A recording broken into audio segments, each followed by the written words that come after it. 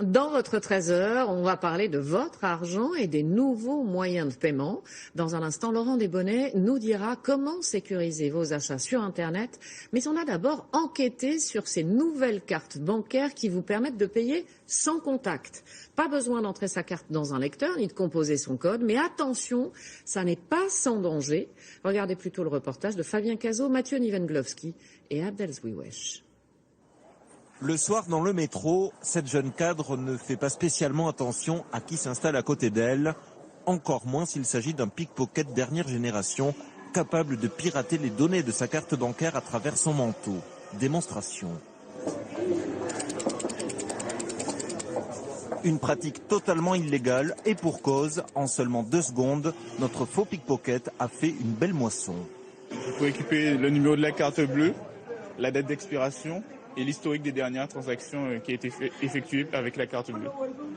Et tout ça grâce à une simple application sur votre smartphone. Voilà, donc là j'ai une application sur mon téléphone qui me permet de lire la carte bleue sans contact. C'est extrêmement inquiétant, ça veut dire que n'importe qui peut avoir accès à toutes mes données, à l'historique de mes transactions. Oui, non, c'est un vrai trou dans la sécurité. En cause, ce petit logo qui symbolise des ondes, il permet le paiement sans contact et figure sur 40% des cartes bancaires en circulation.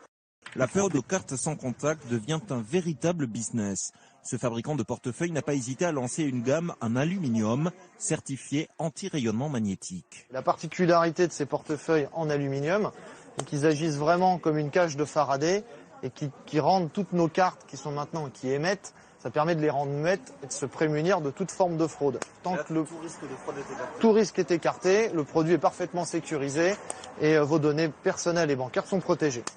La fraude aux cartes sans contact reste encore marginale selon les fabricants. Les clients qui en seraient victimes peuvent demander à leur banque des indemnisations.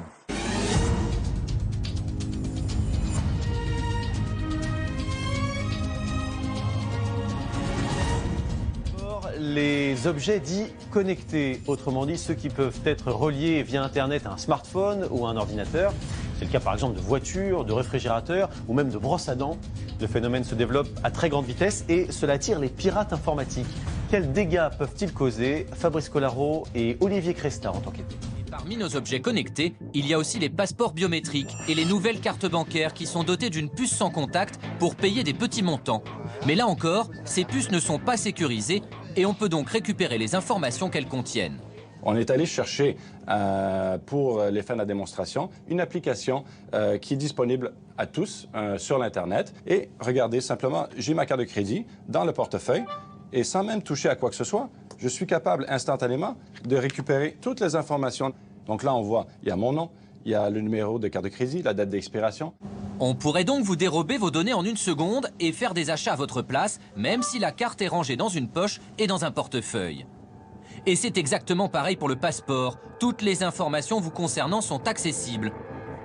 Parmi les parades, un étui de protection qui bloque la communication des puces sans contact pour éviter de se faire voler son identité ou son numéro de carte bancaire.